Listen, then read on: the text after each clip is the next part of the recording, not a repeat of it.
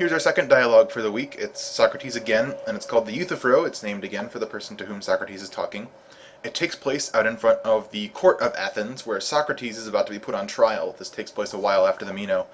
Socrates is being put on trial for 2 charges of impiety. That's doing something against what the gods command. These 2 charges are corrupting the youth and creating false gods, and these are both things that he's supposedly doing while he's out in the market doing philosophy. He runs into Euthyphro, who's also there for a court case, but he's going to put his father on trial for murder. The more important part of this trial, though, is also impiety. So his father has killed someone, but the issue is not the killing so much as the way it was done.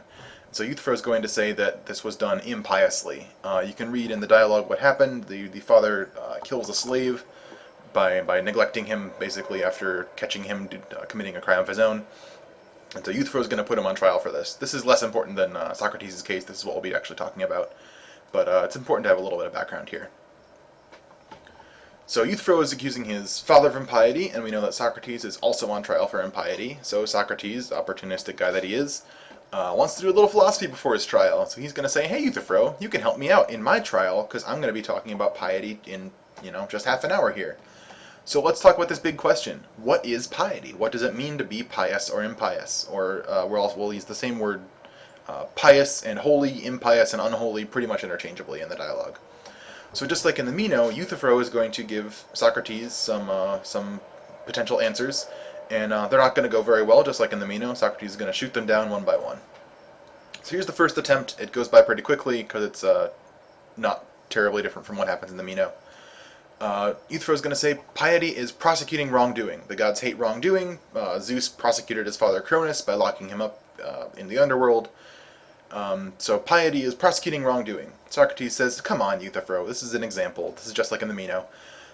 You give me an example. This is one pious thing, but it's not the definition. So what makes all of these things actually pious or holy? What unifies them together? So here, we'll try a second attempt. Euthyphro is going to say, well, piety is what pleases the gods. So holy things are what please the gods, and unholy things are what they hate. Well, we've got a couple of problems here. The first problem is, in ancient Greece, we know there are a lot of gods. There's a whole pantheon, right? I'm sure you learned about these in grade school. And the gods in ancient Greece don't get along very well. In fact, they don't get along on very much of anything. They fight a lot.